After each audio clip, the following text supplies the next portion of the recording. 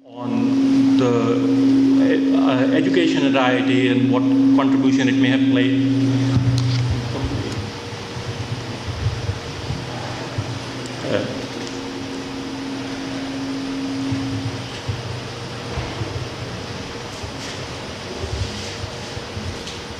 The idea of this panel is largely to talk about, the professional experiences of people after they have left IIT, and some of the people who are on this table have done interesting things, and some of them have done big things, and some of them have done both interesting and big things. They are not necessarily the same thing sometimes.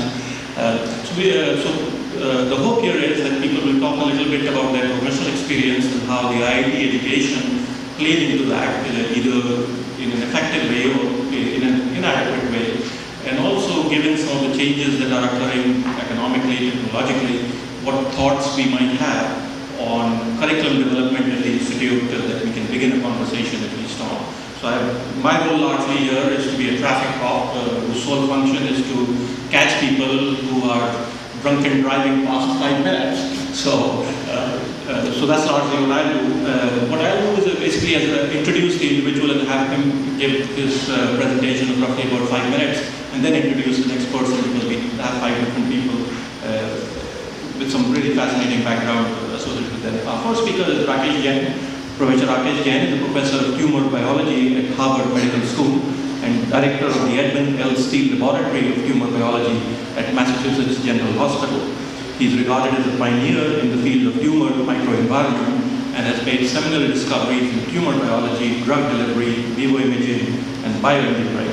He is a recipient of more than 50 awards, including a Guggenheim Fellowship, the Rose Whipple Award from the American Association of Investigative Pathologists, and the Science of Oncology Award from the American Society of Clinical Oncologists.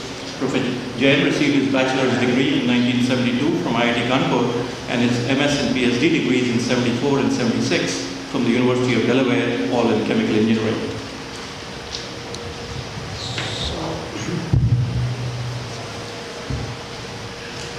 Thank you again.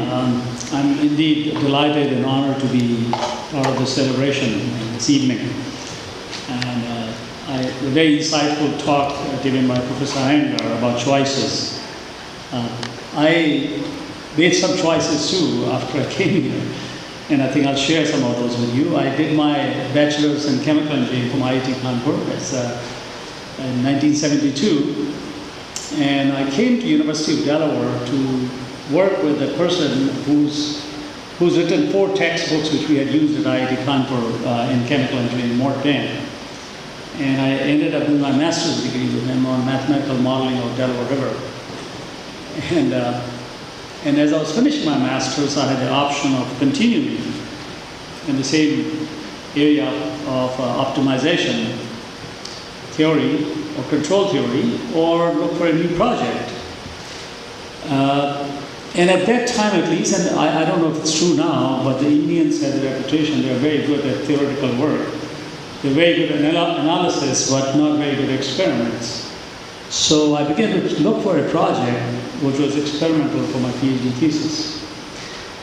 And the person I really was fascinated by, his name is Jim Wei, who recently stepped down as Dean of School of Engineering at Princeton after 20 years. And before that, he was chairman of chemical engineering at MIT.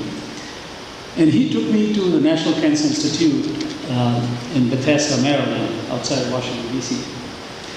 And there he introduced me to an extremely well-known person who I did not know, named Pietro Angelino, a professor and a scientist from Italy. He was an MD.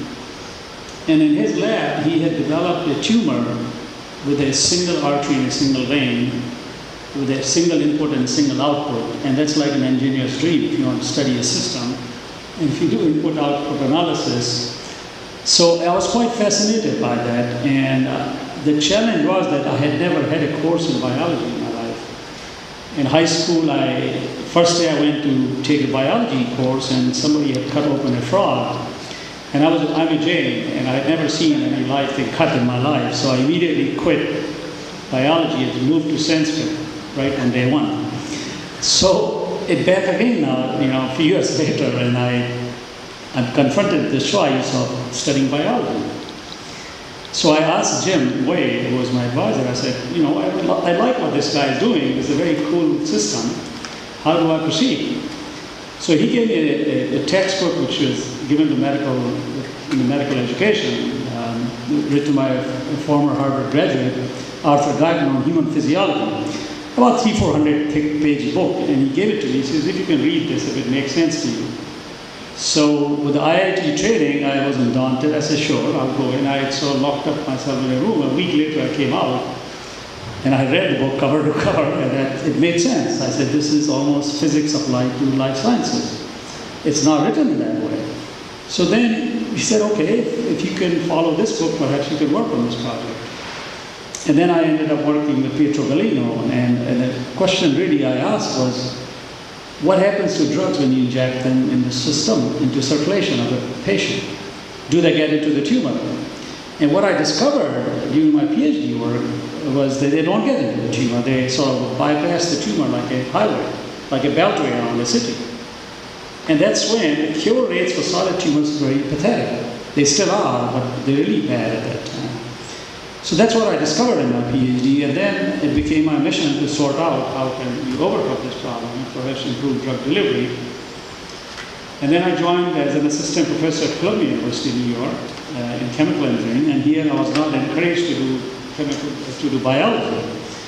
They wanted me to do more traditional chemical engineering, so my very first grant was on how two bubbles come together and coalesce when you And every 6 grants I wrote on studying cancer, they were all rejected one by one for reasons such as what's a chemical engineer doing in biology, cancer biology, or to the questions such as drug delivery is really not important, because at that time the genetics was coming on board. And they thought that once we understand the genetic basis of cancer, we would cure it. That was nearly 40 years ago. We haven't cured cancer yet with the genetic study. So I was very fortunate that I was made an offer at Carnegie Mellon University in Pittsburgh after being at Columbia 3 years. And there, just by sheer accident, one of the chairmen of the department there, who had invited me to look for a job, asked me to meet the president of the university, Richard M. Syed at that time, who was just so kind. And he said, he was a graduate, he did his PhD and MBA from Columbia University. So he asked me, what is it going to take you for us to bring you here from Columbia to Carnegie Mellon? And I said, all I need is a $25,000 for a microscope, a rabbit colony of 64 rabbits, and a rat colony of 200 rats. Now remember, you don't keep those things in chemical engineering departments. But he was very kind to me. He says, fine, done. Now once he did that, I had no choice. I came to Carnegie Mellon. Now remember, Carnegie Mellon doesn't have a biology department of any reputation or medical school. So I had to sort of form my own little biomedical science within the chemistry department. Now I was there for 13 years, and things kept working very nicely. I tried to sort out why drugs are not getting into the tumor. And in 1990, I was invited by Harvard University to come out and give a seminar. I just thought it was a regular seminar. I went there, gave my talk at 11 a.m. At 12 noon, the chairman of the department meets with me and he says, Professor Jain, we have an endowed professorship at Harvard, which was recently endowed by the Bancroft family, which is about $800 million, the Dow Jones family. He said, would you be interested in moving here? And I said, no. I'm very happy where I am in Carnegie Mellon, and I see no reason to move to medical school. Plus I'm going on sabbatical to Germany for 1 year, about 6 months, and I'm not going to change my plans. Anyway, about 18 months of negotiations later, I moved to Harvard. And the last 2 decades have been the most exciting time of my life in terms of science, personal life, etc. But the bottom line is what we did is we discovered a whole new principle of cancer treatment that allows us to improve therapy in patients, but affects not only cancer, but about 500 million people worldwide who have diseases similar to cancer, where blood vessels are abnormal, such as macular degeneration, where people become blind, or schwannomas, where they lose hearing. So we have developed treatment for these. So we are looking at about 70 different diseases where this general principle we put forward would hopefully be helpful to these patients. So Again, I really think part of this happened because of the kind of chutzpah you learn when you're at IIT Kanpur. You sort of become, you think you can do anything, essentially. It teaches you that, and I am really grateful to this multidisciplinary training I had, which didn't include biology, but was enough, broad enough that allowed me to sort of cross boundaries and move to areas which I was not comfortable with in the beginning, but continue moving. So thank you very much.